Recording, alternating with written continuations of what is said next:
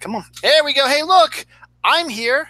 MJ is here for the first time in about 2 months, and we can actually hear each other this time, Yeah. right? No more typing back and forth. So hopefully we'll never repeat that again.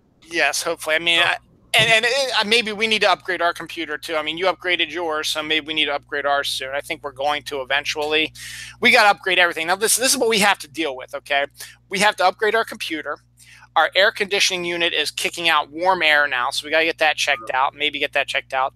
The dishwashing machine is, very. It takes like 7 hours for a dishwashing cycle to run. The washer dryer is still okay, but we've had them. I mean, nothing's been changed since we moved in about 14 years ago. And this house was built in 2000, so all these items are 18 years old. So eventually, it was supposed to happen, but now it seems like everything's falling apart at the same time.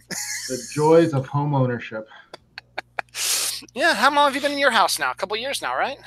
This one, 3 years now. Yeah. Okay, good. It looks good from what I can see in your background. It's holding up. It was only like 9 years old when we got it, so it's luckily so far. The air conditioning units, though, those are every summer something goes wrong with one of them. So this place has 3 of them. So nice. No, it's not. I guess it is. It adds up in the summer, trust me. So. But yeah, so I'm taking off June 1st, actually, just because I need a day. Plus, it's my son's dance recital, and it's at 6 o'clock. And so normally, if we would just done a normal day, we'd be picking him up at like 5:30, and he'd have to be there at like 5:30. So I'm just gonna take the day off. I think I'll call a person to come out and take a look at it, see if maybe it just needs a quick, repair, maybe Freon, whatever, a little charge, something like that, just to get it up and running for the rest of the year, and then we'll start looking for a possibility of replacing. I mean, we need to because it's gotten weaker. Obviously, I mean, we only have the one, so our upstairs gets really, really hot during the summer because the cool air stays down the lower level because of the way physics works, stuff like that. But hey, we're not here to talk about that stuff. It's just I haven't seen MJ in a long time, so we're trying to get caught up in a little bit. Which reminds me, real quick, I saw your tweet a couple days ago. Your new series is out. Talk about your new book series. My first urban fantasy series is out. It deals with a main character is a lady named Allie who discovers that she is not just a witch, but she's what's called a reliquary witch, which is a very special type of witch that's born along a certain bloodline who's capable of just harnessing mystical energy. She lives in a small town called Trinity Cove, which happens to be built over a concentration of ley lines, which are naturally occurring, mystical lines flowing throughout the earth. And it happens to be kind of like a hot spot that attracts all kinds of supernatural activity. So it's just dealing with the fact that she is trying to discover what happened to her mother when they were children. Her mother disappeared. There's a new warlock in town and in this case, warlocks cannot wield magic. Only female witches can. So warlocks, in order to use magic, they have to kind of like tether themselves to a female witch and siphon all their energy. They kind of use them as a mystical battery. And then they can use their energy. So he's intent on bringing all of the supernaturals back to the age of man. And she's intent on, as she learns about herself and her abilities, trying to stop that from occurring. It's called The Girl with the Good Magic. Okay. And where can we pick it up? Amazon right now. So it's ready to go. Book 2 will be out Thursday. Oh, wow. I've been busy. See? Busy couple of months. Very cool. No, that's great. No, it's fantastic. It's good to see that you're doing what you're doing and liking what you're doing. So that's very, very good. I don't know if I talked to you since then. I'm still working on getting my coffee house started. I'm nowhere near where you are right now, but the ideas keep flowing. But I just keep thinking about stuff. It's just like, with all these repairs I got to do and the money I need to get, and how am I going to do all this? And it's not like a big hurry to get it done, but it's something I think I'd like to get done because I think it would be a perfect fit for this area. But do it before someone else jumps on it. Exactly. And that's the one fear I'm always afraid of, that one day I'm going to say, coming soon. I was like, shit, I should have done it sooner. So let's see. First, real quick, as I told MJ, well, hold on, let me backtrack a little bit because it's been a while since we did one. This is Dylan Knows, episode 242, my regular weekly show I do. For the last like month and a half, it's been just me because Jerry's had some issues and MJ and I have had some tech issues, so we haven't been able to reconnect. But now it looks like things are going to start settling down again. I'm on with MJ now, which is great. We can start getting back to maybe more of a regular routine. And then I'm going to talk to Jerry this weekend. It being Memorial Day weekend, she might not want to do her show this weekend, but we can maybe open it up early June. So we'll see about getting that back in the order. So for those who don't know, this is my show. So I do it weekly, and I talk about whatever I feel like. In this case, when I'm with MJ, we tend to focus more on the comic book aspect of things, not just comic books, but the comic book world itself. Because right now we are in that era where, right now, Avengers Infinity War, which is the movie we're going to be talking about today, is the highest grossing superhero movie of all time. And it's also on par to be overthrowing all the other movies ahead of it. It's only caught a couple. I think it's in the top 5 now, the top 5 highest grossing movies of all time. It's only got a little bit more ways to go to overthrow those. So right now, and then one of the ones that they're overthrowing is Black Panther, which again is a comic book movie. Right. And the Avengers is another one also that's up there too. So you've got a whole lot of stuff going through. The world of comics is amazing right now on television. It's going absolutely crazy. Netflix and regular TV.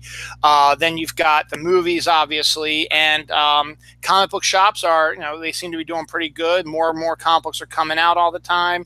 But one of the problems sides of that is something that came up this past week was this Comic Gate thing, which I didn't really read much into it. There was some sort of Kickstarter about this comic that is like the anti, SJW, which is the big thing that the good old people like to talk about, social justice warriors. They're the people who read comics, and with comics now having like female Thors and black Captain Americas and gay characters like that, these more conservative comic book fans are freaking out.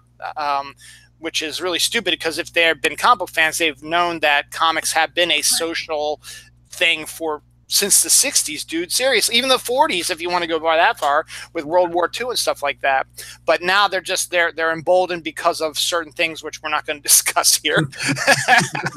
And so there was this Kickstarter was for this comic that was like going back to the old days of the 90s where, it's, like a Rob Liefeld. Not that Rob Liefeld is one of those guys. I don't think he is. I think he's one of the nicer guys in comics.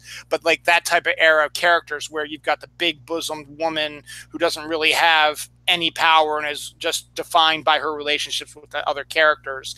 And then, all the other characters are big, gruff, white guys and stuff like that. And the bad guys are either people or color and stuff like that. Things that happened in the early 90s, which was kind of an embarrassment when it came to the comics. That's why the comics world almost imploded on itself in the early 90s. But they've grown out of the hole and they've gotten a whole lot better.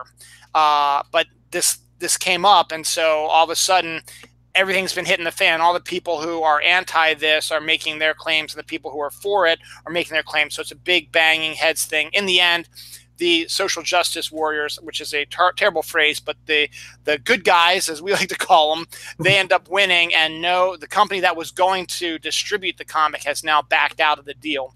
So there's more to come. It was it's been, I try not to read too much into it because I just don't want to read this shit. I read enough of this shit from everything else, and it's just one more added thing, even though it is an industry that I adore and love.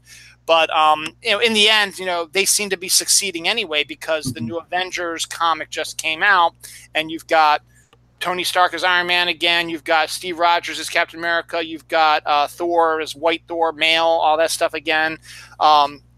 Obviously sort of piggybacking onto the movie success, but at the same time they were removing the really good storylines that were happening with the female Thors and the black Captain America, stuff like that. So in return, that the Marvels said, our sales are falling, and that's an awesome thing that they're coming in saying, it's because of all this stuff. No, it's not. It's because Marvel puts out like 1 million books a week and no one can afford all of them. Yeah. So they're trying to tie them all together to make you buy every single one. It's like, nope, not gonna happen. Yeah, so, but no, they're fighting back. One of the things I was going to talk about also is Kelly Thompson, who's been doing a really good job of writing Hawkeye, which is the female Hawkeye, Kate Bishop, Right.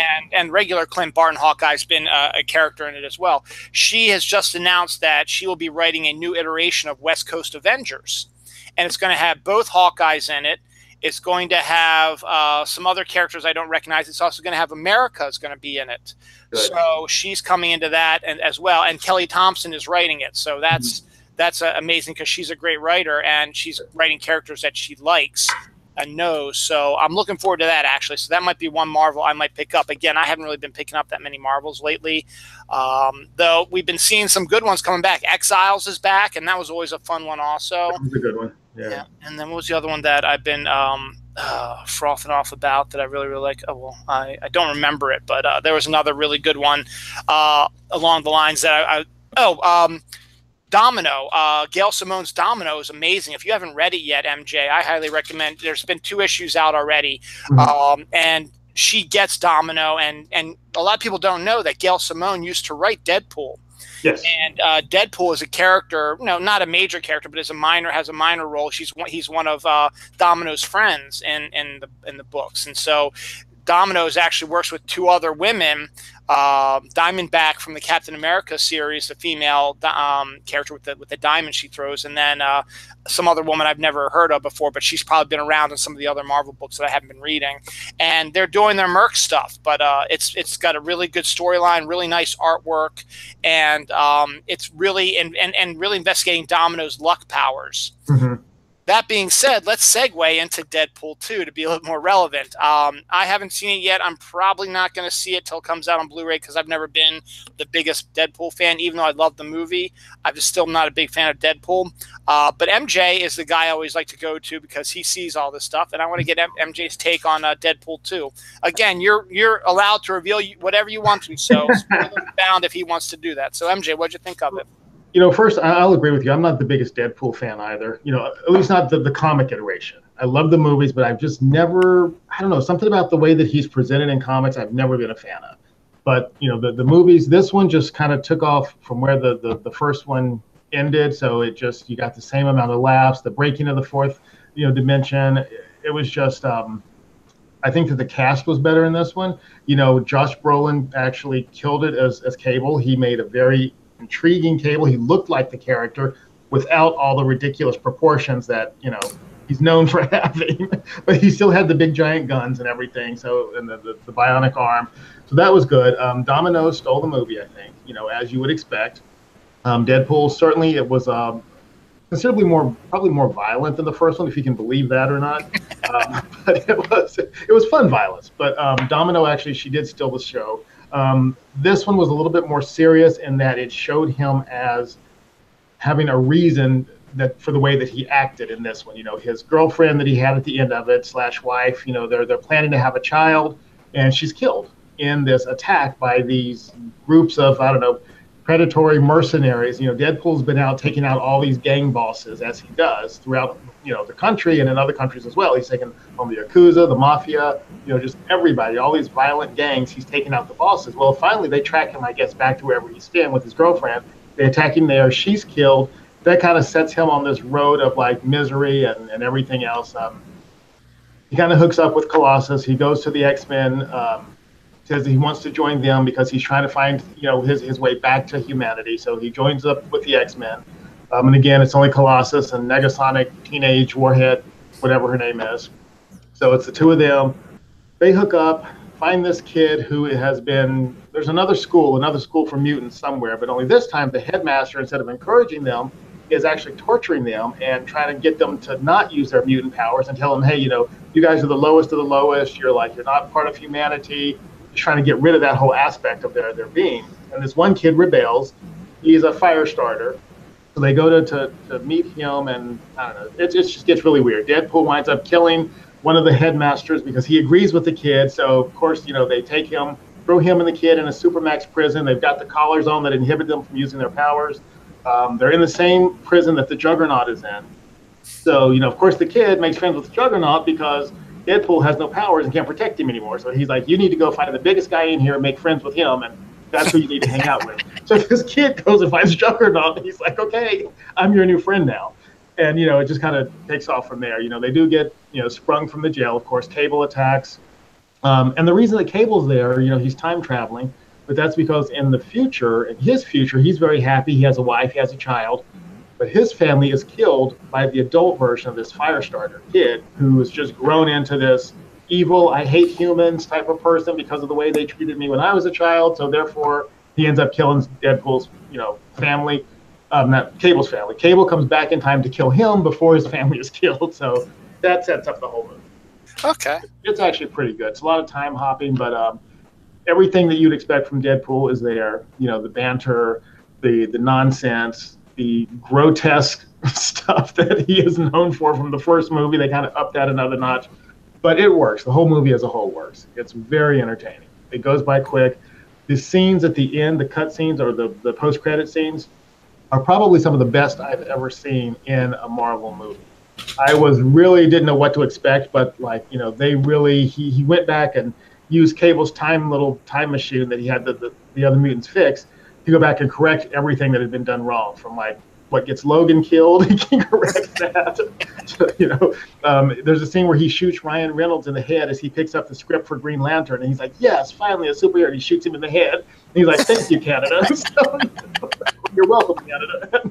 He just goes back and corrects all these little things that he found offensive in time. So it was pretty fun. Oh, that is funny. Did you hear the one thing that didn't make it to the cut was they were going to try to get Chris Evans to portray the Human Torch, since they're in the same Fox owns them as well. They were going to try to get him to come back in as the Human Torch, and they were going to do a scene with Deadpool and Chris Evans as the Human Torch.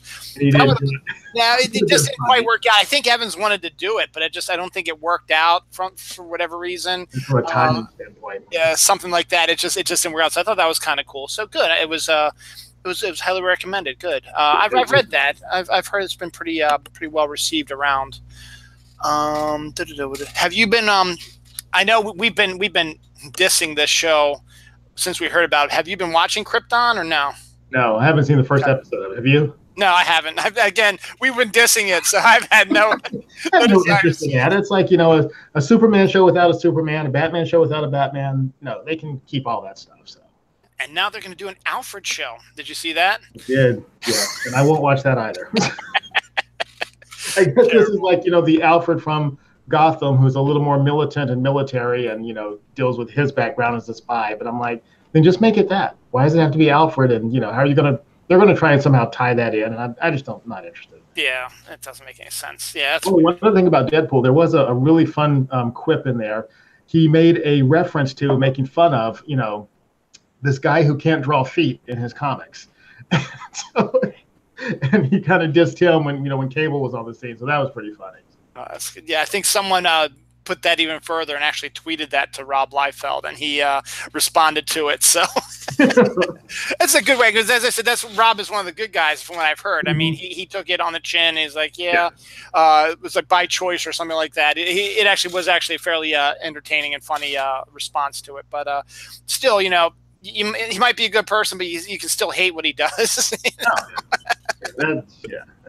But you know what, though? As he sits there counting his millions, he's like, who needs feet? I have millions here in the bank, so I don't need feet. So. Yeah, I can draw a lot more without having to draw feet now. I can do this, and I can do that. And that was the one thing that I liked was that he did Pouch Man. I don't know if you saw that. He did that one drawing at one of the conventions where it was just, how he likes to put the pouches on everybody. Yeah. Well, he just made a character just all pouches, just pouch. He drew that himself as a joke, or a self-referential joke to himself. So that's kind of funny. So I mean, that's it's Rob Liefeld, but you can still hate what he does because it's awful. He was integral in getting comics to where they are in this day and age. Helping with creating a new studio. So hey, more power to him. Exactly. Real quick, did you get a chance to get out to Free Comic Book Day this year? No, I didn't. I don't remember what was going on that day, but something was going on. I don't remember what it was. What was interesting was this was the first one at my store's new location, which was huge, and they basically set up almost like it was a convention. They had like 20 people there signing stuff. So they roped off the center of the store and had them, set up like it was at the Baltimore Comic-Con, their tables and then their big pictures in the background. And I ran into a guy I used to work with at Diamond, who is now one of the big wigs at Boom Studios, Philip Sablik. And it was nice to catch up with him. He gave me a big hug, and we chatted for about 10 minutes. It was nice to see him. Plus, my other old boss at Diamond, Jim Kahoric, he was there too, because he's writing Underdog now. Mm-hmm. And I didn't really get a chance to talk to them because it was a kind of a dreary, rainy day, and it was just me and my daughter because my wife and son were camping. So we wanted to get back to our movie marathons. We were going to do a movie marathon, but I wanted to get the free comic books before I got a chance. So as I was leaving, I saw my old boss. I said, "Hi, how's it going?" He's like, "Oh, hey." And then he was talking to somebody else, and I honestly don't think he remembered who I was. So I just like, "Hey, am I talking to you?" And then I walked away. So I was like, okay. Oh, goodness. Yeah, so that was good. So as we mentioned before, it is Avengers Infinity War, which is what we are going to be spending the pretty much probably the rest of the episode on. If we get done early, I do have some other comic book related stuff we can talk about if we do, but it depends on how well the conversation goes and how we're feeling. Is the highest grossing superhero movie of all time now. It is official. It is still making bank. Deadpool is the only movie that has kicked it out of the top slot in 3 weeks. Obviously. So you got another comic book movie kicking out another comic book movie, which was expected. That's why they moved it to April 27th, because they wanted to get that 3-week gross in. Head start in, yeah. I think it's the biggest, the highest grossing for a summer movie too now. So for all summer movies, they are the highest grossing. So it's clawing its way up there. So, makes absolute certain little James Cameron is probably, even angrier than he was before. So it's coming for him. Exactly. He made that comment. He's like, getting tired of comic book movies. We need to stop them. It's like, well, dude, you're making like 5 Avatar sequels, so don't even talk about original stuff. you're like putting that out there. So now the big thing now is, can it make $2 billion? It's at 1.8 right now, and 200 more million. I mean, most people are like, oh, they're lucky if they make 200 million at all. But I don't know. It's going strong. It's like, even the theater, when I went to see Deadpool, the ones they had moved it to like the smaller ones, and they were all full for Avengers. So it's still making money. People are going back to see that. Yeah, and that was one of the ones that I've seen twice also, because I saw it by myself on that Friday, and then that Sunday I went with the family, and it was really cool. Is the theater that we went to, Owings Mills, they are in the process of renovating their theaters to make it more like the other AMC theaters around, which were the leather lean back seats, and so they had that area complete. So we watched it with the leather lay back seats. So I was like lying down like I was sleeping, just watching it, and everyone else was too. My wife was, my kids were, they were all doing it. They out there, and it was great. I mean, and you have assigned seats now, which is even better. So when you buy the tickets for the theater, they say, all right, where do you want to go? And it's like, okay, I'll take these 4 right here. So you don't have to keep searching and hoping to find a seat, because now, because of the size of these chairs and the way they have it set up, the movie theaters are now being reduced in size. So it makes sense. I mean, what was a theater that could seat like 250 people can now seat like 100. But that's because they have to reduce it for the leg room and the stuff like that. And they're building a bar now inside the theater, so you can get an alcoholic beverage if you want. That could be dangerous if you're not careful. It's great. My theater has it's a little button in front of you, and you just push the button, and a waitress comes out and they'll bring you your stuff while you're in the theater. So they kind of duck down under the screen, and they just kind of pop up, and they're like, "What can I get you?" So if you want more beer, they'll bring you more beer. They have cocktails, everything. So it's pretty bad. They're still building it, so maybe they could do something like that for ours. Who knows? Yeah, that's great, because you don't have to worry about getting it and bringing it in. You just hit the little button and they bring it to you. So. It's better than home. Exactly. You know what? I didn't even notice a price increase either. So it's not like it's raising the price of movie tickets. I mean, they got to compete. They're competing with Netflix now. They're competing with video games that are surging again. So there's just a lot going on for your money right now. And so they're trying to say, okay, if you have a choice of what you're going to spend your dollars on, they need to give you a reason to walk in the door. And I think they're doing it. Most of them are, at least.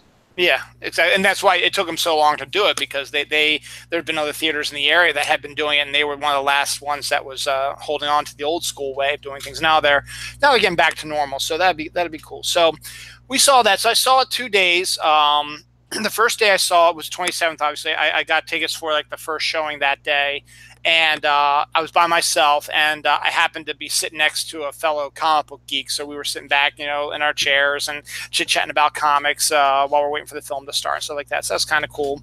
And then I literally sat in the same like seat for when I went with the family, because the same area was open when I went to get, because I got the tickets at the same time. So I just got the same ones and I sat in the same seat. So that was kind of cool. So, but that time I was next to my son, so that was okay. But that was kind of neat.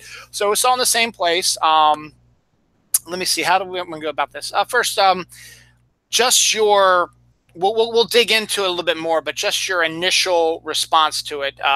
Did you like it? Were you satisfied with the cliffhanger ending? Just your little, you know. I think my initial response was it was a punch in the gut, you know.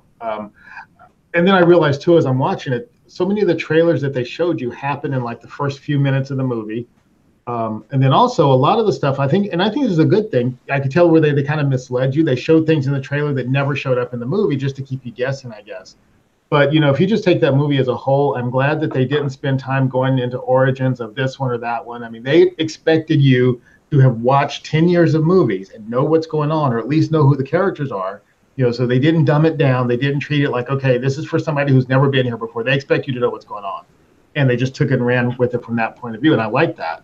The ending of it, of course, you know, which we'll talk about, just was like, you know, I kind of knew that they were going to go in that direction, but I just didn't think they would do it like that.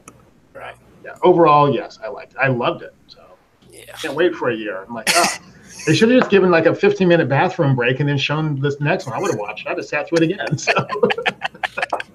Yeah, and that's, you know, and that's the thing is, at the same time that once you get over the initial shock of it, you start thinking about things and you're like, okay, they're somehow they're gonna have to reinvent it somehow. They're going to end up winning in the end, and everything's going to get back to normal, and all the stuff that happened in this one is going to get redone, supposedly, you know, because you've got Guardians of the Galaxy 3, you've got Black Panther 2 coming, you got Doctor Strange 2, you got Spider-Man 2, you know, and so on and so forth like that. So you need to, you know, my initial thought was, okay, it was a shock and it was a gut punch, as you said, but then, you know, I started thinking about more and more. It's like, they're going to come back. You know, I just don't know how it's going to get done, and that's going to be the fun part of it. That and the kicker, the end credit sequence was what I absolutely I didn't know, because at this time I didn't know what the end credit sequence was. Mm-hmm. My initial prediction from what I had thought was going to happen, from what I had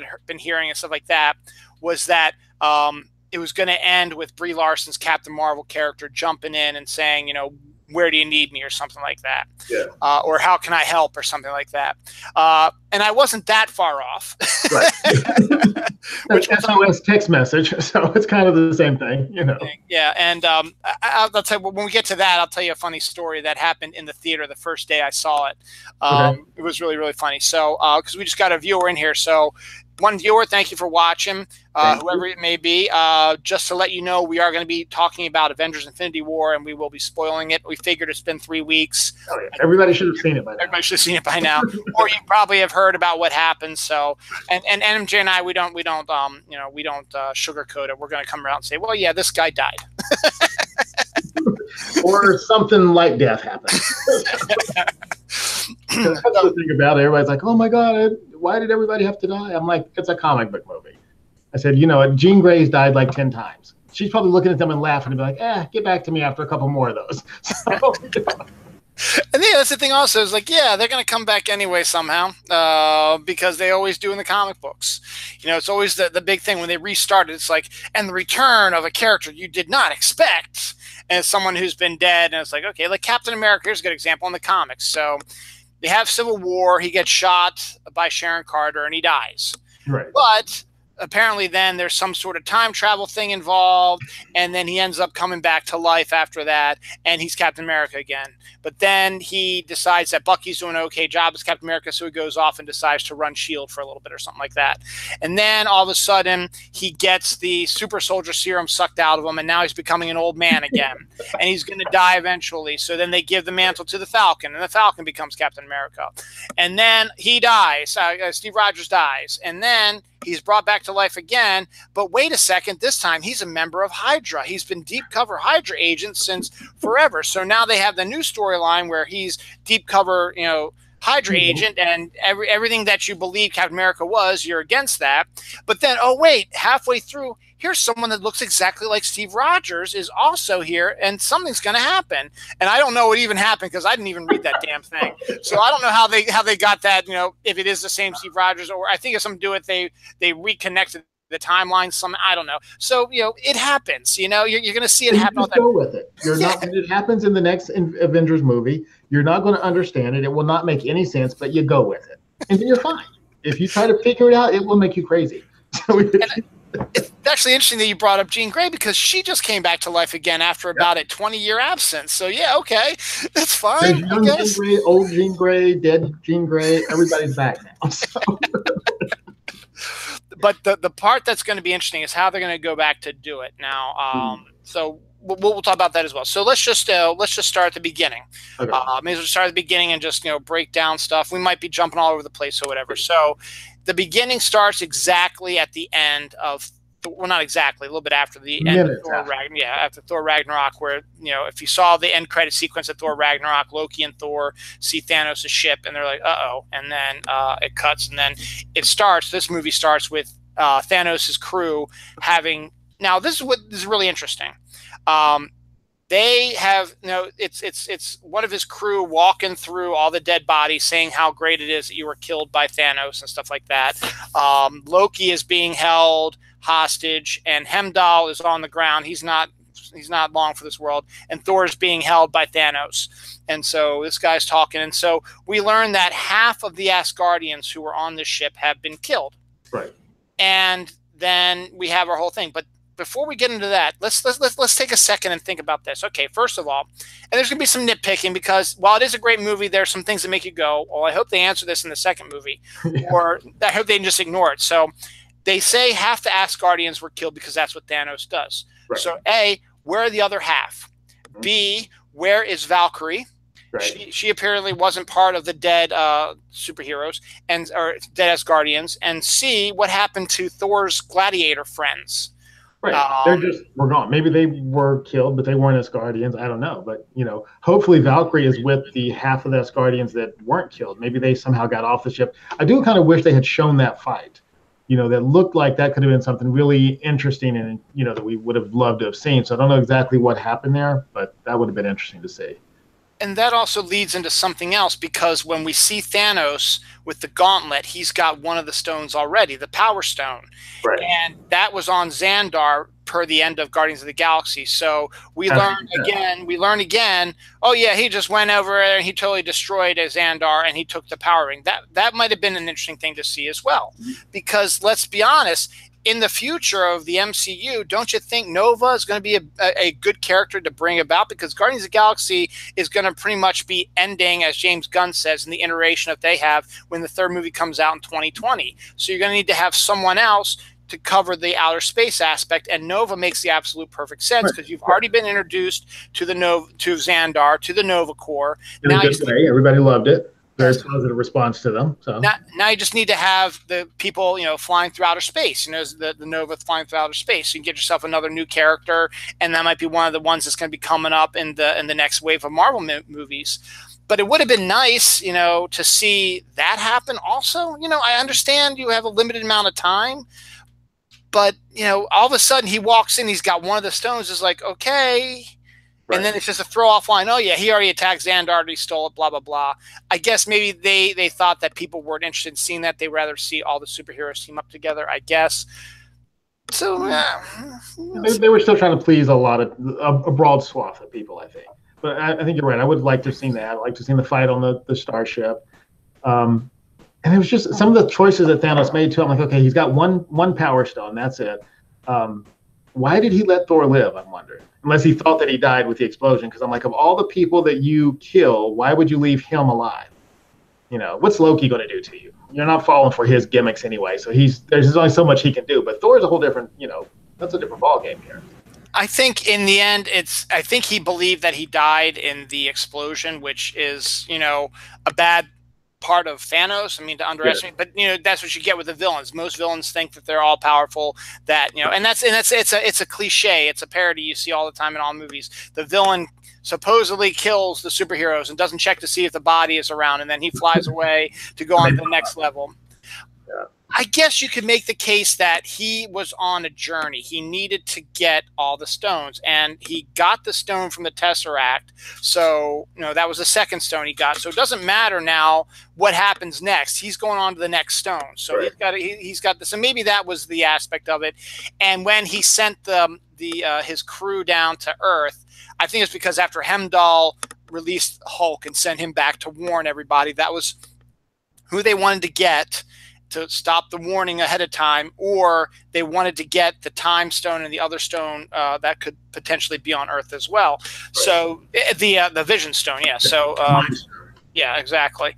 So I guess maybe he wanted to have them maybe put it into their hands so he wouldn't have less to do, and he has to go after the tougher ones. Mm-hmm. So that's where he's going. So I guess that's where that came in. I liked the fact that the Hulk got his ass kicked, and then that was a fun fight. He and Thanos, that was a fun fight. I was like, and then as the 5-year-old brain that he's got in his head, he has gotten his ass kicked, and now he's afraid of everything. So like, I'm not coming out to play anymore. And which is funny because at the same time, Bruce is like, you got to come out now. Come on. He's been trying not to have the Hulk come out, but now he's like, we kind of need you, and he's not doing it. So I found that dichotomy. And he's like, no, I'm not coming out. Maybe in his little Hulk mind, he's thinking, is that what it feels like when I hit people? He's like, I'm not coming out. I'm not going through that again. So. I think he'll get over that because I would like to see Hulk more in the second one. I'd like to see it, and I hope he gets over that because I thought it'd be neat to see that.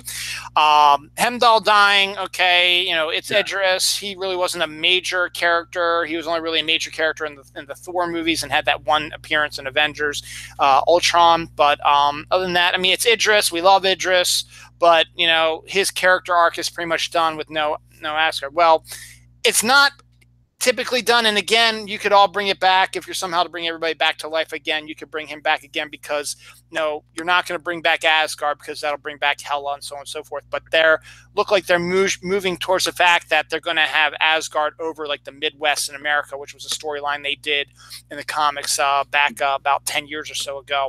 So I guess maybe you could have Heimdall as a watcher there, or you might not need him because you're on Midgard, so it doesn't matter. It doesn't matter now. So I guess that one's okay. Now, the one that affected me a little bit more, and this is because I don't truly believe it still, is Loki's death. I honestly don't believe Loki's dead. I don't think he was killed by Thanos, due only to the fact, for a couple of reasons, and then you can give me your opinion on it as well. He is a frost giant. And he has finally come to the realization that that's who he is, because during the discussion with Thanos, he said he is the rightful heir to Jotunheim, the frost giant's land. Instead of saying I'm the rightful ruler of the world or Asgard, so Loki's starting to learn things that he's starting to come into his own character again. He knows he is, and he has every right to be the ruler of Jotunheim now because he's the son of the ruler who he killed. And so he technically has the right to take over. And he has that frost giantness in him. So you would think that that's who he really is. He's a frost giant, and he really wasn't aware of that until Odin told him, and then he shifted into the frost giant looking face that he had in a bunch of the Thor movies. So you'd think that, if he actually was dead, that his body would revert to his actual form, which was that of the frost giant. And then he also makes that comment up to Thor about, I'll see you, brother, again when the sun rises, or something like that, which could be another little clue that there's something else going on. And I hate to be the guy who uses this, but, back to the behind the scenes pictures of Avengers 4, and we can talk about that later on, but they appear to have some sort of time travel aspect involved, and the most recent batch they've released has a whole lot of Loki in it. So flashback, or it's true time travel. Exactly. So I think there's something more to Loki and his death. I don't think he's entirely dead, and I think because of his frost giantness, he might be able to survive in outer space. Or once he thought that Thanos had left and the ship was about ready to explode, he was able to teleport himself out of there. Anything could happen because he has that power. He can do that. And now he's sort of licking his wounds or hiding or building up his army. And then maybe we'll see something like that roll through in the next film, or he might not. I might be totally off base on this. What's your take on it? Because this happened with a couple of the other ones, another main one that we'll talk about too. Their deaths were not part of the gauntlet death, where he created that death for everybody, because that was a different kind of death. Theirs just looked like battle death. So, it kind of makes it look like, yeah, all this stuff did happen to them. Heimdall, Loki, another character we'll talk about, they didn't look like the same kind of death. So I don't know, but Loki's an extremely popular character in the MCU. Would they kill him off? Because this means moving forward, if they do that, they got to stick with it. Either that or nobody's going to buy anything. So they need to have a really good reason that he's back, or they got to all right, he's dead. We're not bringing him back again. And I just don't see them doing, getting rid of him like that. Yeah. So again, we'll see. I mean, all of this will be answered in less than a year now, because it's going to be the beginning of May right now of next year. So we'll find out about all that. So then, after that, we get the Hulk returning to Earth and crash landing in Doctor Strange's sanctum, and you get to see him and Wong having sort of a conversation, and the Hulk comes to warn about what's going on. Right. And Tony happens to be in town also with Pepper, and they appear to be happy again, and also Tony's beginning to realize that maybe it's time for him to settle down and start a family, because he's starting to have these dreams about Pepper being pregnant and stuff like that. And then all hell breaks loose. Literally. Yeah, literally. And then Doctor Strange pulls him into the sanctum, and they start discussing the Thanos thing, and then the spaceships come. Now, before that happens, I love the interactions between Doctor Strange and Tony. What about you? Yeah, that was one of my favorite things, watching the two of them go at each other. It was just, I think at one point when he said, "I don't work for you," it was just like, you've got these two egomaniacs, which is really what Doctor Strange is too. He's still has that neurosurgeon god complex. Tony Stark is like, I can build and make anything, and I'm like one of the richest men in the world. And just two egomaniacs that are just refusing to give an inch to the other one. I just think it's hilarious watching them, letting them see each other in the other one. So we let them see themselves like that. So. Yeah, and that's great. And that continues through all the rest of the movie, and then up to the end. Even with the end, with what happens, which we'll talk about when we get there. There's some interesting aspects to that as well that I want to get into as well. But it was, if things are working out the way I think they're going to, Doctor Strange was a hugely important character in this movie, and is going to be hugely important in the second movie, despite what happens to him. So you get your first attack of the alien attack on New York, which again was amazing, with two of Thanos' crew coming, and you've got Spider-Man rolling in there as well, and you get Spider-Man, Doctor Strange, and Iron Man all working together, and New York's getting destroyed again, and that again, and Bruce is trying to fight with the Hulk, and he's trying to survive. Wong is doing his thing also, so Wong isn't in the background; he's actually helping out too. Yeah.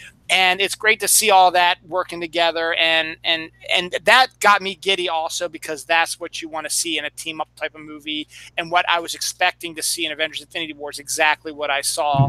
And I was happy about that. And then when Doctor Strange gets kidnapped, and Wong, and everybody's like, well, Wong's a big coward. It's like, no, he's not. He's doing his job. If you've watched Doctor Strange, if the Sanctum falls, the other world is going to destroy the Earth universe and the whole universe on top of this other thing. You need to have somebody watching the Sanctum. And so he's not a coward for running away. He's doing his job. And I get angry when I hear people say, well, Wong should have gone with him. It's like, no, he shouldn't have. He has his duties, and he knew what he had to do. He's got a larger, he's like, okay, I trust you. You are the Sorcerer Supreme. You better get yourself out of this, but I have my duty here.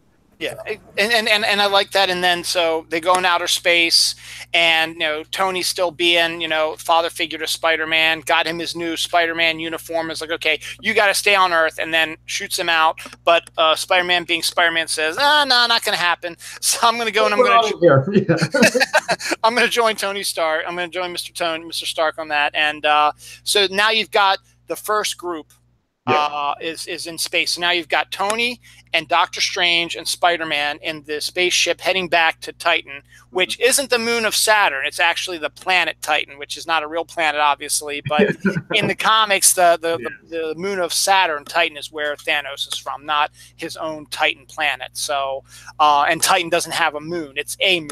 So when that scene with the moon comes later on, obviously Titan is another planet, just called Titan, which I guess makes sense because you don't want to confuse people. It's like, well, okay. From Saturn? Yeah.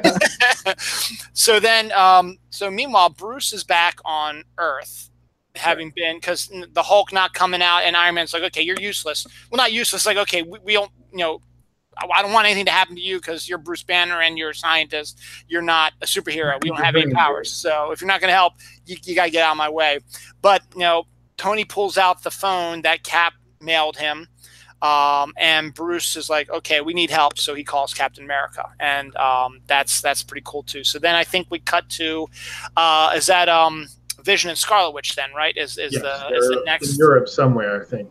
They're like in Hamburg or France or Paris. I mean, they're having a date. So apparently that's an interesting aspect that I like as well, because now you have the Vision and Scarlet Witch, which were a couple in the comics, are now being a couple in the movies. And I like Bettany and Olsen together. They appear to have some good chemistry, and they are apparently, as we learn, are still on two different sides. She's still with Captain America and his crew, and Vision is still with Tony and their crew, but they've been given permission to see if they can have a relationship type of thing. So, they're banging and they're doing stuff. So they're having all kinds of, and great locations and stuff like that. And at this point, Vision is starting to doubt his mission. He wants to stay and wants Scarlet Witch to stay with him, and says, I'm tired of this facade. We need to work on ourselves and not work about, with other stuff. But Scarlet Witch is still kind of in the air, but she's not like, oh, no. She's like, well, maybe, And of course, that's when, all hell starts breaking loose, when he starts feeling the stuff in his stone. And then we realize that, the next batch of Thanos' cronies are coming for that. And then the thing that drove me bonkers about this, so they attack Vision and Scarlet Witch. And I found the fact that they were able to take Vision out of basically the whole movie for the most part. Right. Really doesn't play that big of a role in the film, with the exception that he has the Infinity Stone in his head. And that was a shame, because I would have liked to see a little bit more from him, because he was all over the place in Civil War and in Ultron. Too. Yeah. And but it was fun to see Scarlet Witch finally starting to get comfortable in her powers and starting to use them more as a pro at it. I would get your take on that as well. Was this the first time? I'm trying to think back to Age of Ultron and Civil War that he's appeared as a human.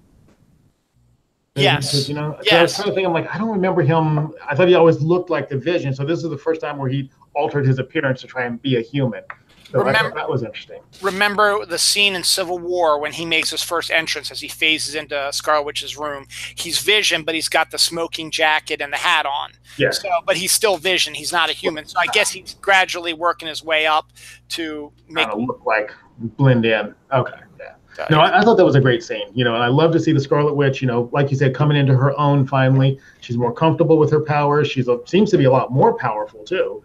So just that whole scene, the interaction between the two of them, you could tell there's still this whole Civil War fallout is impacting people on, their relationship levels as well. So it was really good to see that as well. So I like that part. And I like Thanos' cronies. I mean, they were fun as far as bad guys go. They were fun, but I am surprised at how easily they were taking out people. So he's no softy. So I'm like, what is going on here? And then they were easily taken out later on down the line. So yeah, but it was clever, some of the things that they did to get them taken out, which was kind of good. But then you get the big reveal, though, is now you got bearded Captain America, blonde-headed Black Widow, and Falcon. Looks like he's got some upgraded armor now too, maybe a little bit. It looked a little different than his usual Falcon armor.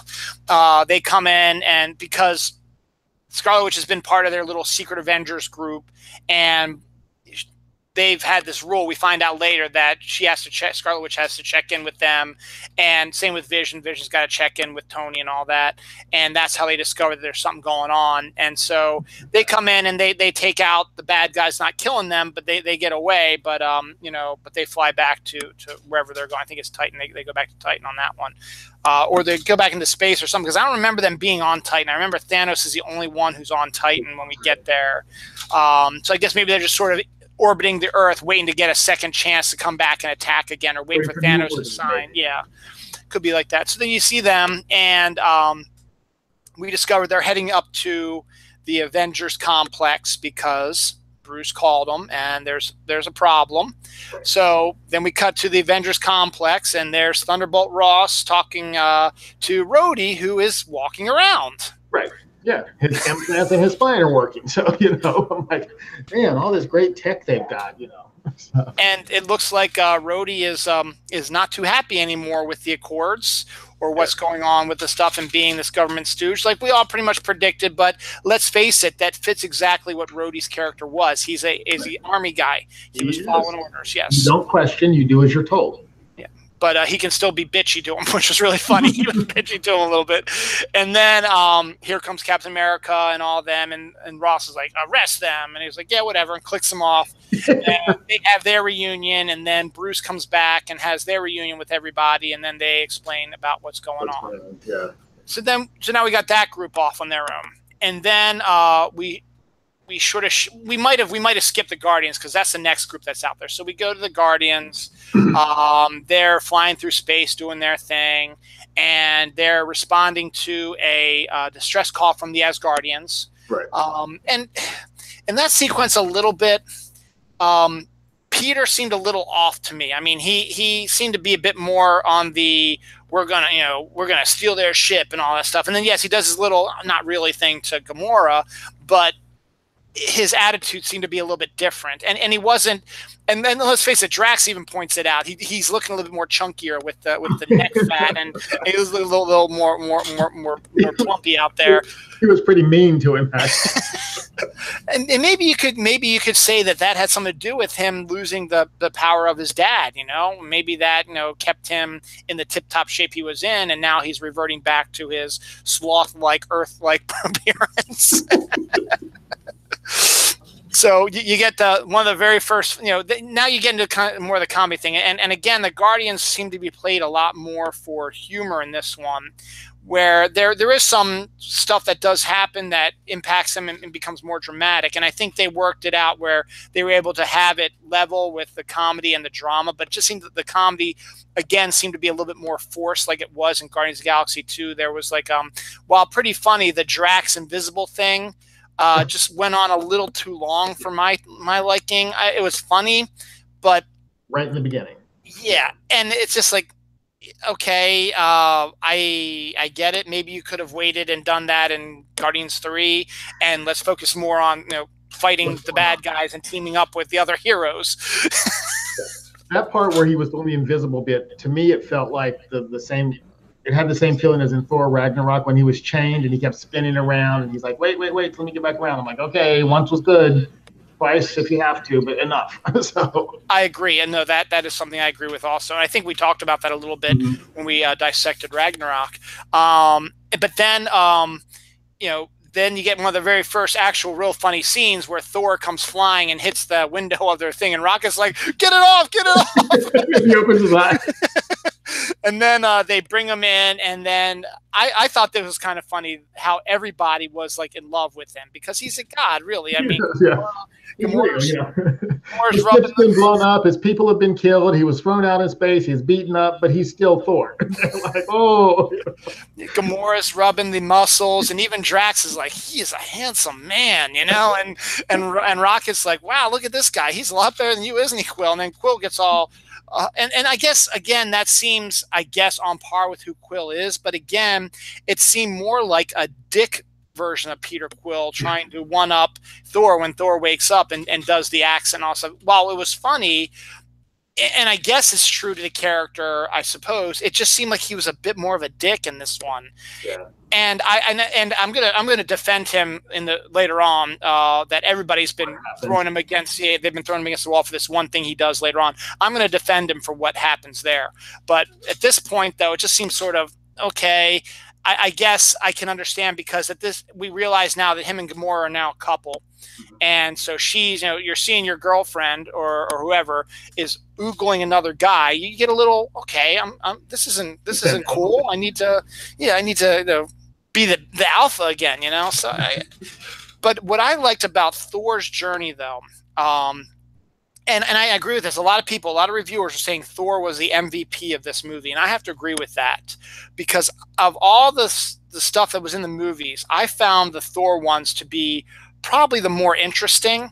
I mean, the Iron Man stuff was cool also, and the Wakanda stuff was okay, but I would have wanted to see a bit more of what we got with Black Panther, but we'll get to that in a little bit.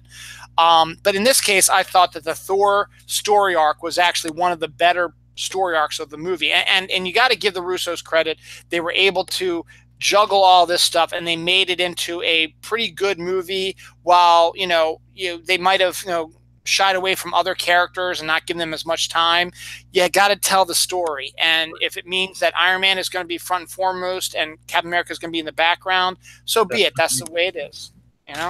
But what do you think about Thor's journey? I mean, through the whole thing, and we can even go spread further into the stuff that happens to him later on. What do you think about that? First, I was glad that Rocket gave him an eye, which was kind of funny. Just happened to have an eye. He's like, here, take this one. So, he has an eye, has both eyes now, so I like that part. But no, I loved his Thor's journey, because he's off to, he knows where there's a weapon that will kill Thanos. And so, he doesn't have his hammer anymore. So I didn't even make that original connection. I'm thinking, okay, what weapons cache does he know about? But, then you realize that it's the forge where I guess, his hammer was originally made. He's like, they can make another one. And what's his name? The actor that was playing Peter Dinklage, yeah. That was kind of weird looking. I was like, I wasn't sure for a minute. I had to readjust everything, because I'm used to seeing him always so small, and then all of a sudden he's still small, but he's really big. That kind of messed with my head a little bit. I'm like, okay, but it made sense. Hey, he forges as guardian weapons, and he makes Dawnbreaker, the new his new war axe. I loved that whole sequence, though. It demonstrated that, hey, Thor's more than just laughs and good looks. He is really a power within that team. So, it demonstrated all that. So I loved watching him go through the whole thing, getting his hammer back, or his axe back, and then Groot's sacrifice to create the new handle. I love that whole sequence there. That, and I also like the fact that, and when we discussed Guardians of the Galaxy last year, the second one, I thought that Rocket was not portrayed that well at the beginning. He was more of a jerky Rocket, and then when he and Yondu got together, we got to see a little more into Rocket, because I love Rocket. He's always been one of my favorite characters. So seeing him interact with Thor in this one gave me my old Rocket back, because he was not the really jerky. He was jerky to the Guardians of the Galaxy, because that's what he does. But when he was with Thor, he said, time, the best part was, time to be the captain. He realized that there is more responsibilities than just say, oh, I can fly the ship and I'm the big boss. No, he went and he sat down and said, okay, so you lost your brother and your father and your sister and all that. Yeah, it's a bummer. And tried to get Thor to open up a little bit. And he does. And in the end, it might be, Thor's still a little bit guarded about what happened.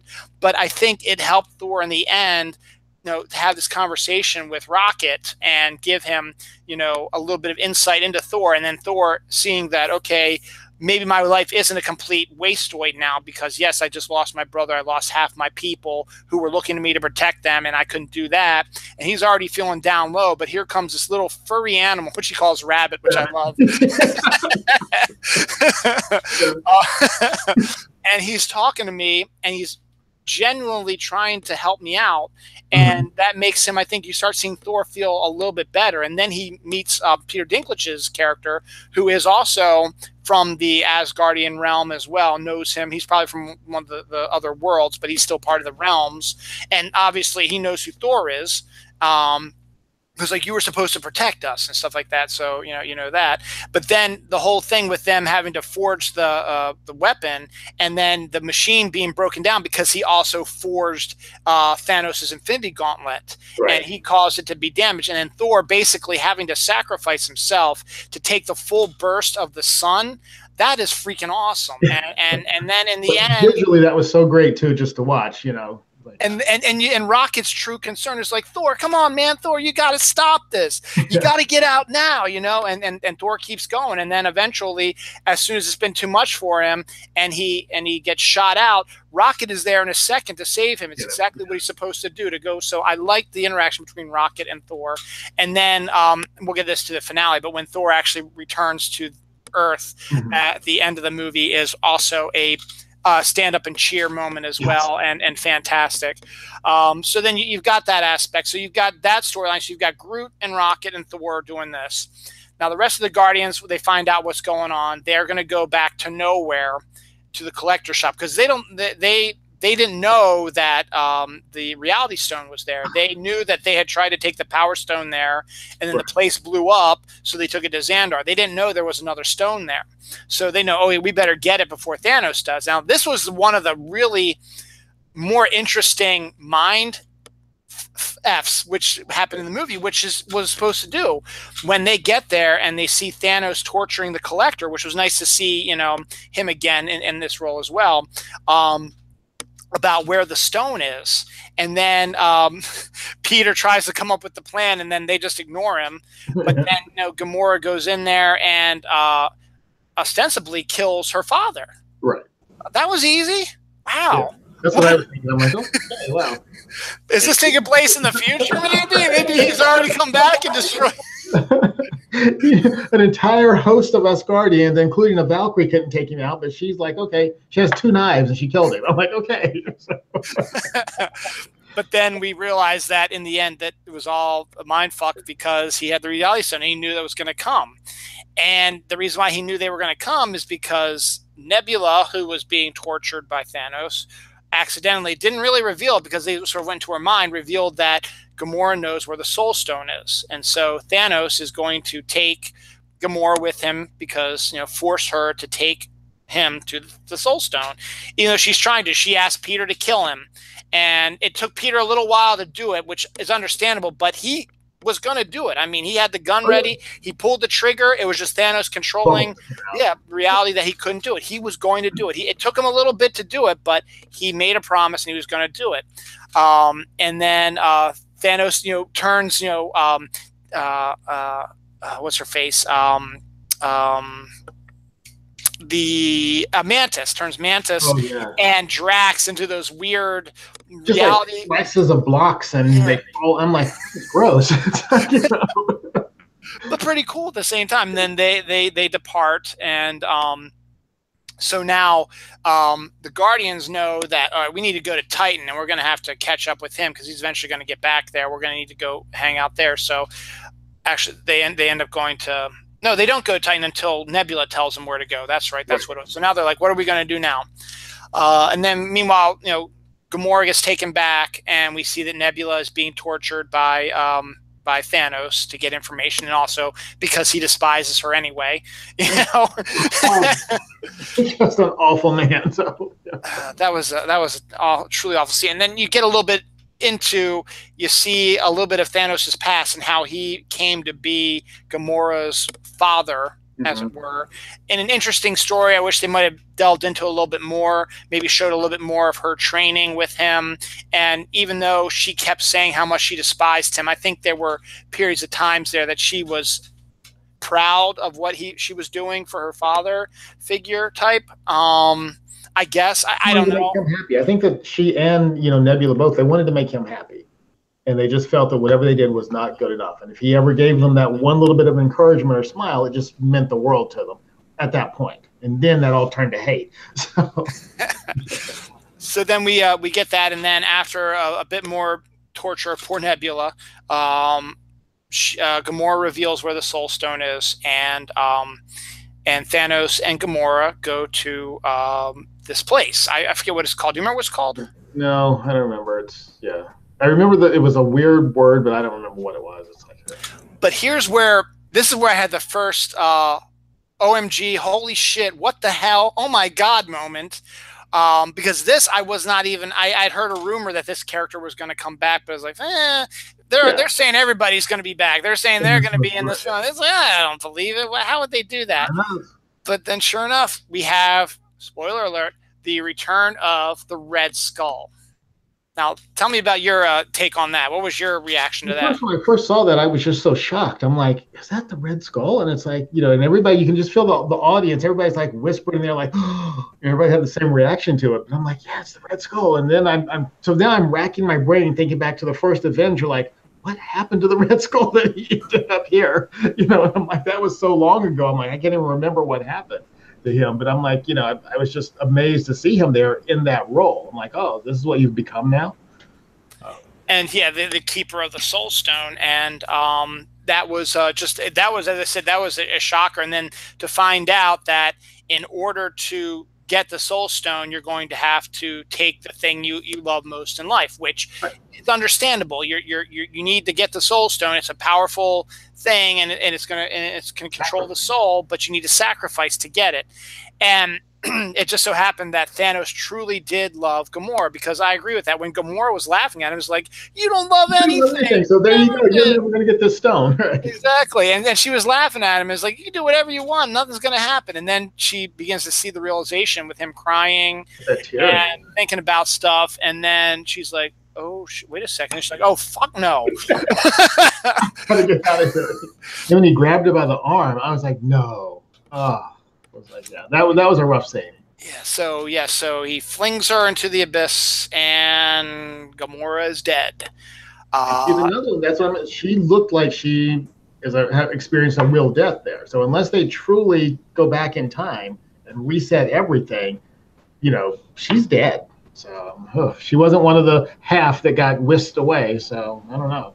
Yeah, exactly. So that was another one that was a shocker. Was like, holy God, you got rid of Gamora. I mean, you still have Guardians of the Galaxy 3, but as you said, it's a real death. I mean, it's just how are they gonna change that up? And look, there's got to be something there, because Thanos truly does love her. So eventually, probably if he's able to get the power back again, whatever, he might be able to raise the dead. But we'll talk about theories near the end of the show, because there's a couple that I've heard about, and you might know some stuff as well. So we have that, and so he wakes up. He's got the Soul Stone now. So now he's got the Reality Stone, the Power Stone, and the Soul Stone. And am I missing one? Let's see. He hasn't gotten the mind one yet. He hasn't gotten the time one yet. There's one more. There's one other one that I'm trying to remember where he gets that one from. I don't. Regardless, it doesn't matter. He gets them all eventually in the end. So then we go back to what's been going on with Iron Man and Spider-Man and Doctor Strange. Now, torture seems to be the big word of the day here, because Doctor Strange is now getting tortured. Yeah, pins and needles and everything driven into him. And glass and all kinds of awful stuff. And then I love the fact that, Tony and Peter have this argument about Peter disobeying orders and stuff like that. And Tony is he's worried about Peter. He doesn't want Peter to die, doesn't want his death on his conscience, whatever. So it makes sense why he's angry. It makes total sense why he's angry. But at the same time, it makes total sense why Peter is being belligerent also, is because he wants to help. He's been given all this power and given this armor and wants to help save the world. That's what he does. And so and Iron Man's like, well, then you come with an idea to save him. And Spider-Man says, okay. And he does. He comes up with such a great idea that you don't even expect it. And sure enough, it's from a movie. It's a pop culture reference. You zip the Thanos guy out the door, at the Thanos crew member out the door. From the dock, you have the airlock. And then he's gone. He can't survive in space, so boom, he's dead. So then after that, you get Doctor Strange meeting Peter for the first time properly, and more banter between Tony and Steven, who are arguing again, because now they're like, now what the hell are we going to do, genius? We're in a spaceship that we don't know how to control. We don't know where we're going, and we got all this stuff going on. So and we can't give this time stone to Tony or to Thanos. We've got to go back to Earth. Right. And he's like, yeah, no, not going to happen. We're gonna keep on autopilot. We're going with it. Yeah, and we're gonna take Thanos down to where he is. So then you get to the second big sequence in the movie where Nebula escapes her confines and she calls the Guardians and tells them, go to Titan. That's where Thanos is going to show up eventually because he's expecting his crew to come back with the Earth stones. So everything's converging on Titan now. So Thanos is on his way to Titan after killing Gamora. The Guardians are on their way there, and Tony and Peter and Steven are already there. Right. And so you have the again, the whole not meet cute, but meet fight each other for the first time. Heroes fight each other. They don't know what's going on. No one's going on. So you have the Guardians versus Tony, Peter, and Doctor Strange. And you have that scenario and all that stuff. And eventually it all gets worked out. And then here comes Thanos. And now, before that, there was one, like back on the ship with Tony and Doctor Strange and Peter, there was that one line from Doctor Strange that I think really sets up what happens at the end of the movie when he says, you know, we'll do this your way, whatever, but you need to understand that if it comes down to the time stone and me giving it up or letting the two of you die, he goes, I will not hesitate to, like, you know, let you guys die. He goes, I am not interested in saving you at the expense of giving the time stone to Thanos. So I think that set up a lot for what could have happened at the end of the movie. Right, and there's that, and then there was also the other thing that I sort of skipped over, so we'll go back to that. So once the Guardians and Tony and all them are on the same page again, they're waiting for Thanos to come. Doctor Strange is going through this weird, bizarre, something's going on in his mind like that, and Mantis is like, is that supposed to happen? And then eventually find out that Doctor Strange has been using the Time Stone to see how the battle is going to end, and he's seen it 14 million times. And then my favorite line is Tony goes, how many do we win? And Doctor Strange pauses and goes, once. Yeah. And this is where I think the key to the ending is also. The reason why I brought that up is when you mentioned it, is that he saw how they win. Right. He knows how they're going to win. And I think he knows that in order for them to win, they're going to have to lose. Yeah. And because they realize that, and eventually that's why in the end he ends up giving the stone to Thanos to save Tony's life, is because he realizes that Tony's the guy who's going to solve this. Mm-hmm.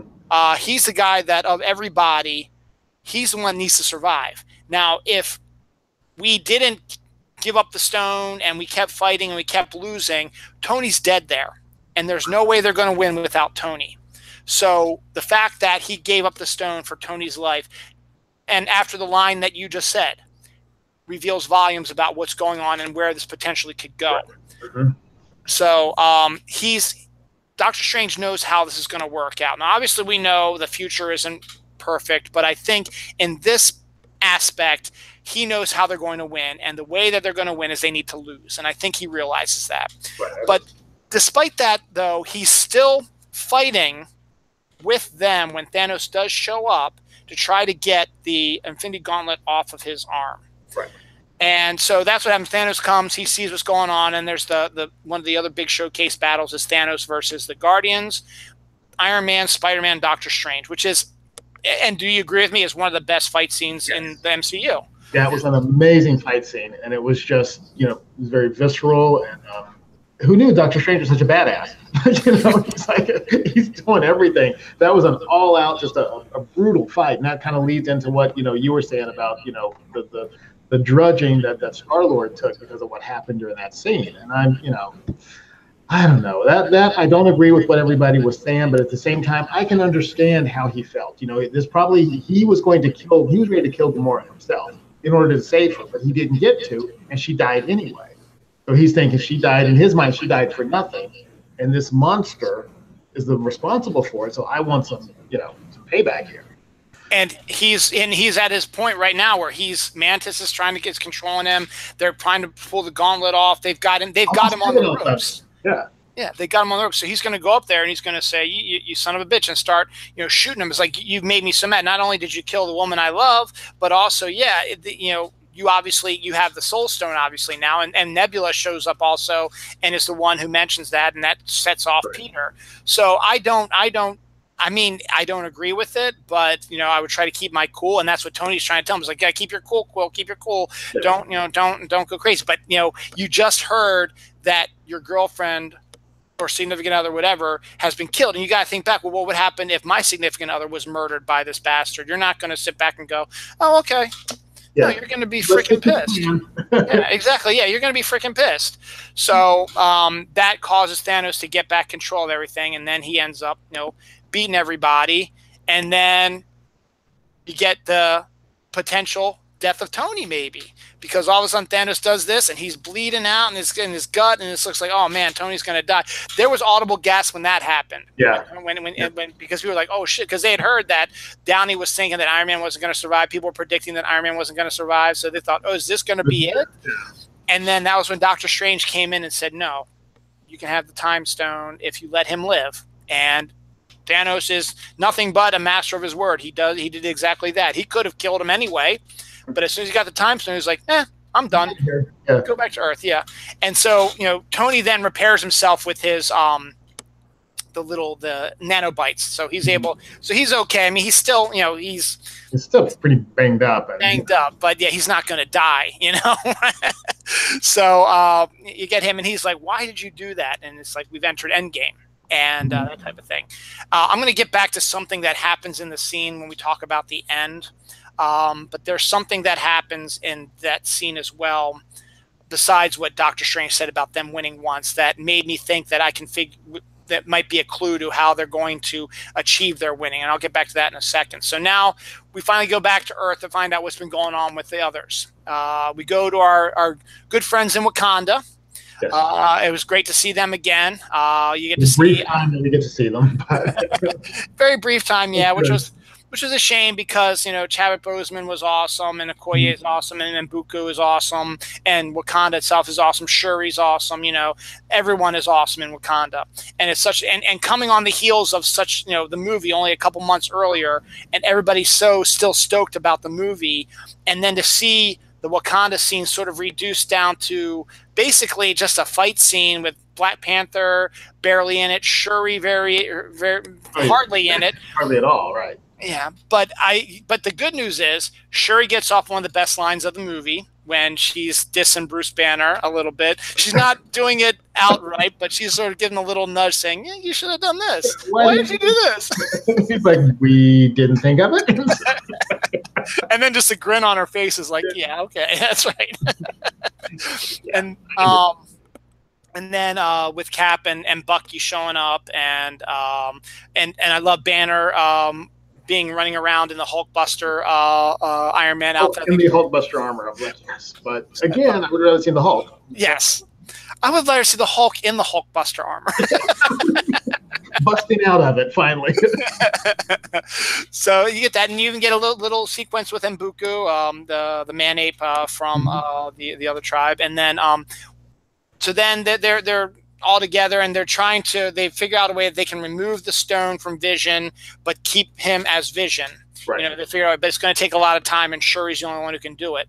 And so they don't have a lot of time because they want to take that stone out. They know what's going on. They need to destroy that stone because now they think Thanos has probably got all the stones, or if he doesn't, this is still one he needs. If we can get rid of it, we can stop him. So they're trying to figure that out. So then all of a sudden they hear the rumbling of the invasion force, and then all of a sudden the last big battle sequence shows up. The finale, as it were, comes, and all the spaceships come down, and all the alien creatures there, the remaining members of Thanos' black crew, are coming down to survive. And Wakanda is still protected by their vibranium shield and stuff like that. It's always cool seeing the ships getting blown up and the aliens getting disintegrated by it. And then Black Panther being the consummate king general, getting his army together. And then we have the big fight scene in Wakanda. Now, my main takeaway from that was, I think my favorite scene, and it might be yours too, you can tell me what yours was Okoye, Black Widow, and Scarlet Witch fighting against the one female Thanos crew member. Wasn't that awesome? That was awesome. That was just, here you got the Black Widow and the general with no powers, and they're holding their own against, these just horrific invaders. But yeah, those are my favorite sequences too. Well, that and the arrival of Thor and Rocket. Yeah. So, or Rabbit, as he called him. So. And then you get Rhodey and Falcon working together as a team also, which is fun to see them after what they had gone through in Civil War.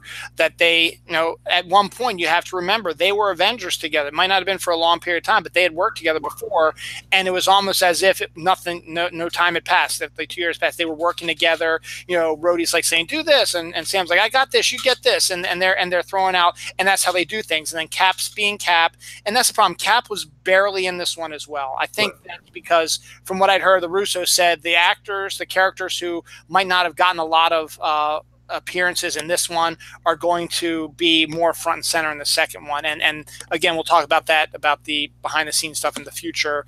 So we've seen that Captain America is going to play a big role in the next film. So then, so you've got the battle, and it's going as you expected. It's cool fight scenes, stuff like that. And then, Thor arrives, which is one of the coolest scenes because it looks like the heroes are gonna get beat by the armor, and here comes the axe, it's swinging around, it's killing everybody, and then all of a sudden here's Thor, and he's like shoots all the lightning down, and it like destroys the entire like 5,000 like army. And good old Bruce is like, "Oh, you guys are in trouble now." and he comes back, and then the little banter between Steve and Thor, I guess, is like in the middle of battle, which is, I guess you could say, is kind of forced also because you're in the middle of battle. But the whole thing is like, "Oh, I see you got." Steve's like, "You got a new haircut?" Yeah. He's like, "Oh yeah, you're emulating me with my beard." And then he's like, "This is my friends Rabbit and Tree." And then Groot's like, "I am Groot," and then Steve goes, "I am Steve Rogers." That was funny. It was. I like the fact that Thor could understand Groot too. They're on the ship. He's like, "Oh, you speak Groot?" He's like, "It was an elective." So that was a great sequence. So then of course, so it looks like they're getting they got with Thor now. They're starting to defeat the bad guys now, and the other members of Thanos' crew are now dead as well. But then guess who shows up? Thanos shows up, and he, walks through them like paper. Meanwhile, the Vision, realizes that he's got to help out, so he's got to be on the battlefield. So he's down on the battlefield now, but they know that Thanos is coming for that. So Scarlet Witch apparently now, because you mentioned her power seemed to be increasing, is the only one who can destroy the stone. And I understand that they wanted to get Vision to be Vision back, but you probably should have just destroyed it before then. And I know, and that made it hard for Scarlet Witch. I understand it was her choice. She has to kill the man she loves, android she loves, whatever you want to call it, by doing this. And she can't, but eventually in the end, she's able to do it. And, nobody is holding their own against them, Okoye and Black Panther and Bucky and Black Widow, they're all getting pushed aside. Captain America comes in there, holds him for a little bit, but then, Thanos does exactly what he's supposed to do. Cap's got he's got both hands on one arm. There's another arm over here. He doesn't need it. He just goes, "You son of a bitch," boom, knocks him out. And there goes Cap. And so by the time he gets to Vision, Scarlet Witch is able to destroy the stone. You're like, okay, yes, this is how it's going to end. They're going to be able to defeat him and stuff like that. And then you're like, wait a second. And then sure enough, whoop, here's the time stone. Whoop, we're going to turn back time. Whoop, whoop, and I'm just going to steal it. Boom. And then I'm going to. And Vision's dead. Scarlet Witch is, everybody is like depressed now because he now has the gauntlet. And then wait a second, there was somebody missing. Thor comes rolling in with the axe all going, and then bam! Like, headshot. You're a Viking. You should know that every time. Headshot. What are you doing? Which is still one of the creepiest scenes. Is like, you should have gone for the head. Yeah. And then Thor's like, no, what are you doing? Click like that. And then sure enough, and then what's really interesting is after he clicks it and then the power explodes, did you notice that the stones were all destroyed? It looked like they were all destroyed. The gauntlet was like kind of melted or kind of mangled looking too, which is weird because I'm like, all right, if he's got all of them, why'd that happen? So. Yeah, exactly. Maybe he wasn't supposed to have all of them or something like that. But sure enough, what he wanted to do, his whole plan that we've been learning is he wants to just get rid of half of the universe, the population of the universe. And sure enough, as soon as that happens, Thanos disappears, and then everyone's like, did we just lose? What's going on? And then all of a sudden you start seeing everybody disappearing in the dust. Not everybody, half the people. So you get Bucky, and you get Black Panther, and you get Groot, and you get who else? And then various other Wakandans you see in the background, stuff like that. But of the main heroes, those are the ones that disappear. Now, Okoye is freaking out, and Falcon disappears also. Falcon's gone. Okoye is freaking out because she's seeing her king disappear. Thor is freaking out because he doesn't know, what's going on, or did they fail, or whatever. Captain America just saw his best friend get destroyed, whatever. They have no idea what's going on. Rocket's upset because Groot's gone, and that leads me. Then we'll talk about what happened. And then you get everywhere else you see on the on Titan. Spider-Man disappears. All the Guardians, Drax and Quill and Mantis, they're all gone. So now that leaves on Titan. You now have Nebula and Tony, and that's it. Because Strange, he disappeared. He was one. Yeah. And Doctor Strange disappeared. Yes, he disappeared. And that was like, he was expecting it. He wasn't. He knew that he was expecting that to happen. So then you've got Nebula and Tony on Titan, and then on Earth you've got Cap, Black Widow, Rhodey, Bruce, Thor, and Rocket. And Okoye, and I think Mbuku's still there too. And I think the Russos said that Shuri still survived also, even though you don't see it. They talked about some of the co-stars that weren't in the film and said these are who survived and who died. So you have all that. So they're like, oh shit, we just lost. And you really get affected because the last scene is Peter disappearing and saying, I don't want to go. Right. And Tony realizing that he just failed because he failed Peter, he failed everything. All this is happening because of him for the most part. And then it just ends. And the audience was dead silent. Yeah. Except for little sniffles. I could hear that. People sniffling and, it was like, oh no, but yeah. And then as the credits come up, you start hearing people saying, what the hell just happened? Is that it? What's going on? And people are like, no, there's an end credit sequence. They're going to explain everything. Really, they are. And we're like, and I was like, probably not, but okay. Because at this point, I don't know what it is. So then you go through all the credits because there's no mid one. It's just you get all the millions of everything, and then So 10 minutes later, literally 10 minutes later, you get the end credit sequence, which I loved actually because I'm a huge fan of Captain Marvel. My wife is a huge fan of Captain Marvel, and I think my daughter's going to love Captain Marvel also. And so we go back and we're like, okay, looks like we're in New York or someplace again, and we start hearing that voice that we recognize so well. It's Sammy. It's Samuel L. Jackson. Nick Fury's still around. Okay, him and the chick. Kobe. Yeah, Kobe Smolder's character.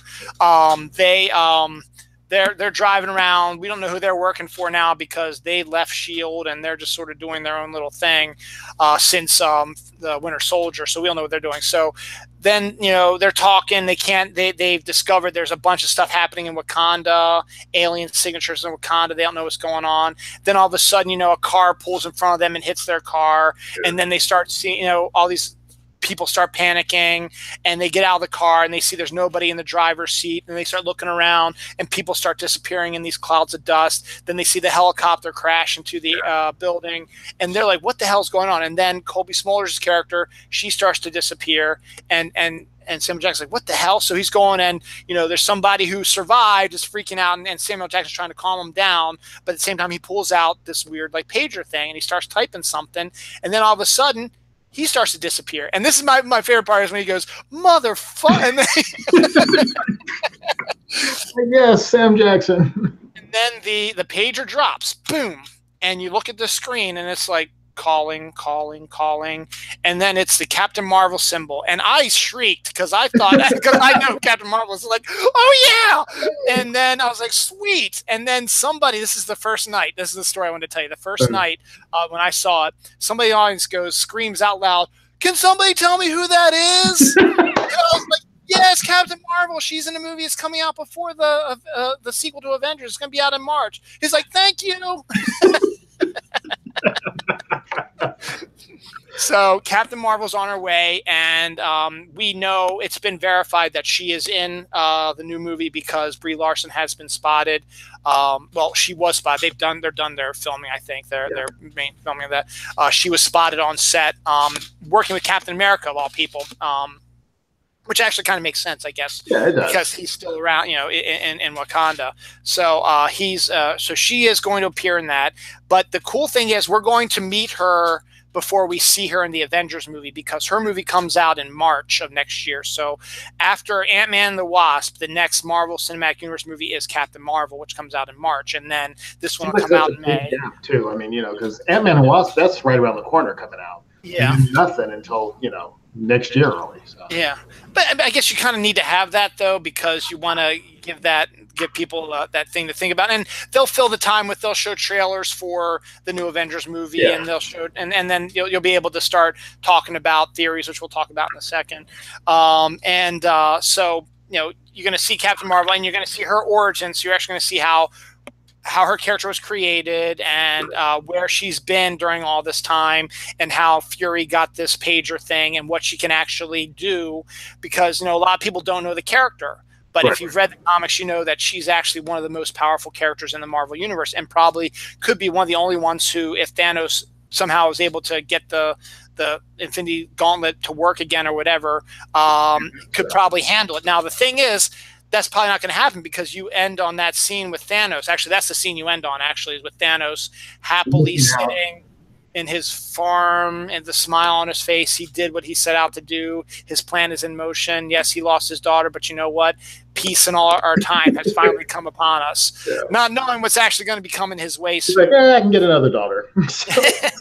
No, I want to tell you something that passed through my mind when he disappears the first time, and he goes and he sees the vision of Gamora as a child again. And she asks him, "Did you do it?" And he responds to her. I literally thought the minute she said that, "Did you do it?" and he was getting ready to answer, I thought she was going to morph into Loki, and that Loki was the one who was actually behind the whole thing, because he's a bastard. I thought that would be kind of cool, is that you give him the stone, you make this big deal to your brother that you're actually being a good guy, you give him the stone, and then you fake your death again, but you're the guy who's been working with Thanos the whole time, and then that was didn't happen though. No, it didn't happen. Oh well. No, that one did not happen.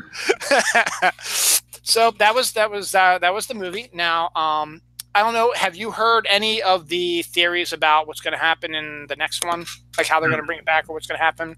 No, I mean I've heard some involving the Soul Stone, but that's really about it. That they're all maybe inside the Soul Stone, which is why Doctor Strange allowed him to have the Time Stone, because he knew again what was going to happen, and they're not really dead, but they're all trapped in the Soul Stone somehow in another parallel universe. They've got to be brought back out, maybe.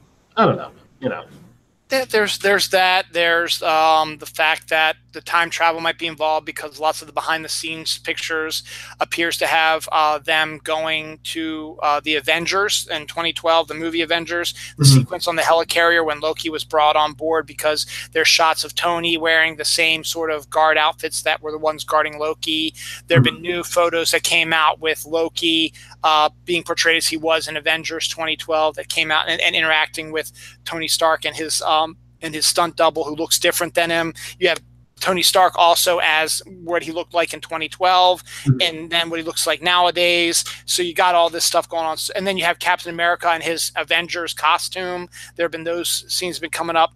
Now that also some behind the scenes stuff is going to bring about a character that's been missing, who we just mentioned. Ant-Man has shown up in some of the behind the scenes footage, and Hawkeye is also supposed to be in it also. Now the rumor about Hawkeye is that he is going to be what was the name of that samurai character that he portrayed? Ronin. Ronin, yes, Ronin. Yeah. That actually his family was part of the half that got killed. So he's free to avenge them, but he doesn't want to be Hawkeye because he's still in trouble with the government. So he creates the new outfit of Ronin and goes out and tries to avenge their deaths to find out what's going on. Ant-Man, I think we're gonna. I think is, from what I've been hearing, is going to play a bigger role in bringing down Thanos. But we need to see Ant-Man and the Wasp before we figure out what's going to happen. So Ant-Man and the Wasp, which comes out in July, is going to sort of not necessarily set the table, and it's not going to be necessarily during Infinity War, but it's going to sort of set up how Ant-Man is going to make his way into the second part, and also how the quantum universe that he's gone into the one time at the end of the movie, which also plays a big part in this new one, is going to possibly be the key to saving everything. So we'll get that in Ant-Man and the Wasp, and that's going to get another piece of the puzzle, and then we'll see both Ant-Man and Hawkeye in the next Avengers movie. That's the rumor that we're going to be seeing them. Yeah, because people were like, "Oh, where are they? Where are they?" And I keep thinking, you got to realize this was really a 4.5 hour, 5 hour movie, basically. It was just cut in the middle of it, so there's still a continuation that happened. So. Exactly, and so my other theory I have is, we've already discussed that I believe that Doctor Strange knows how it's going to end because he saw the one we're going to win. He's going to try to force it, so he's going to follow all the rules that leads to them winning, which meant giving up the time stone, saving Tony, getting disintegrated, whatever you want to call it. He knew he had to do this in order for them to win because he sees how they're going to do it. Now, the sequence on Titan when they're fighting Thanos, when Doctor Strange turns into the multiple versions of himself, like the 50, 100 versions of himself, and Thanos is, is fighting all of them one time, and then he's able to use the Reality Stone to find the real one. If you notice, when he hits the real Doctor Strange, his astral form is going into his body. Now, you could say his astral form was the one that was causing all the multiple Doctor Stranges. Or if you remember from the movie, when the Ancient One was getting ready to die and her astral form was watching that thunderstorm and Strange came up next to her and they were discussing what was going on, it was like milliseconds were going by. Nothing. It was going so slow. Time was going so slow, and they were having a conversation. Now, what I think has happened was, once Doctor Strange got all the 100 or so Doctor Stranges out there, he knows he has a very limited amount of time before Thanos finds the real one. He sends his astral form to Wong and tells Wong, this is what's going to happen, is able to slow down time enough to say, this is what I need you to do. This is what's going to happen. I need you to do this. I need you to do that. I need you to get in touch with this person, and I need to get this started right away because things are going to go downhill, and for us to win, you're going to have to do this. And then I think he gets sucked back in, because they linger on it for a second. You see his spirit go back into Doctor Strange before he gets hit, or as he's getting hit. So I think he had a conversation with Wong or somebody to say, this is what's going to happen. This is what you're going to have to do in order for us to win this day. I could be totally off base on this, but the Russos have been known to drop those little hints in. Remember the thing about Black Widow recognizing Bucky, and she makes that one line that was a throwaway, and they never came back to it. So then also, I remember from the Doctor Strange movie, and I had seen this too, that the Ancient One made it a point to tell him, you can't see beyond your own death, even with the eye and everything, that they couldn't do that. So if he saw all this, he wouldn't have been able to see it if he had really died. Right. So, I don't know. It's just, you start thinking about little things like that. So maybe they're not dead. That's what leads me to think that maybe they are in the Soul Stone. And I didn't understand the origin of the Soul Stone either, because in comics, Adam Warlock has the Soul Stone. So here it's in some nebulous planet being guarded by the Red Skull. They'd cram everybody they could in there. So they fit them all in. And you know what? It honestly, to have so many characters in it, it didn't feel like it was too much. Because when I first heard about this, I'm like, how are they going to fit all of these characters into one movie? But it worked. I'm glad that they kind of divided them up into sections. But yeah, it made it work though. So.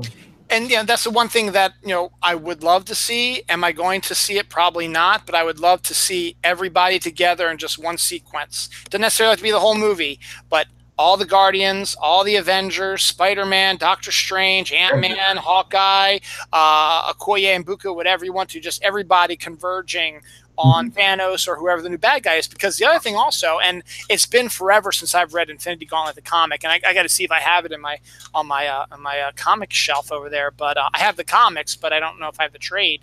Apparently, Nebula turns out to be the bad guy in Infinity Gauntlet, even after Thanos destroys half the universe and settles into his life. The remaining heroes try to reason with Thanos to try to bring it back. Thanos like, I don't have it, and apparently Nebula was the one that was somehow able to get the Infinity Gauntlet somehow, and is the main bad guy in Infinity Gauntlet. So I'm wondering if keeping her alive is going to be a precursor to that as well. Maybe she's not really going to, maybe Thanos isn't really going to be the main bad guy in this one. Again, I don't know, because we don't know. We're not going to know till we sit down in that movie theater and we watch the movie. I mean, we'll see bits and pieces over the next 9, 12 months, whatever, but we're not going to get the whole picture. And again, they might throw, as you said earlier in the show, they might throw those fake scenes at you again.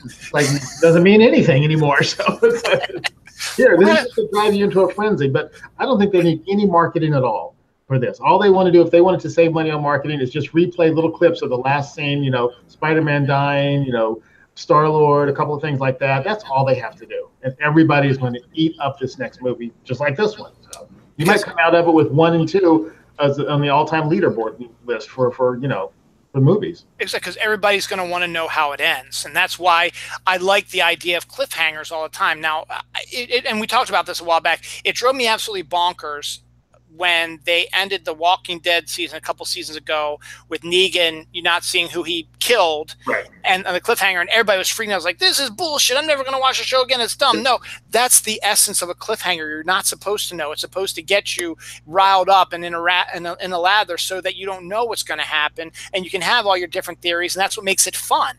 You know, all those naysayers came right back at the season premiere and watched it. Yeah, exactly. So, but yeah, so I like cliffhangers. I enjoyed this one. I enjoyed this movie. I don't know if it's necessarily my favorite one, but it's up there. I like some of the other ones mostly because I guess I more like the happy endings, I suppose. But I mean, this was their Empire. You know, everybody's been saying it. This is their Empire Strikes Back, because that's the only one really of the Star Wars movies where the bad guys of the real ones, the prequels, different story, is the one where the rebels actually don't win. So, you know, in this case, you know, the superheroes are going to have to lose eventually every once in a while, and it could be a fight here and there. And eventually, you're going to know that they're going to succeed. But to have this where they actually, you know, they lost, and that's the end of the movie, and you have to wait a whole year now to find out what happens.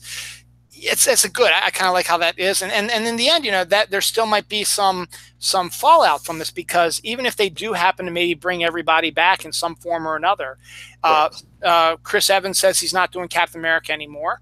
Robert Downey Jr. is getting a little too old to play Iron Man. I think he also wants to move on to something else. Also, I mean, he loves the character. Don't get me wrong, and he'll do it for the right payday. But it's not something that he's going to be willingly spend 5-6 months of his life making another movie or whatever.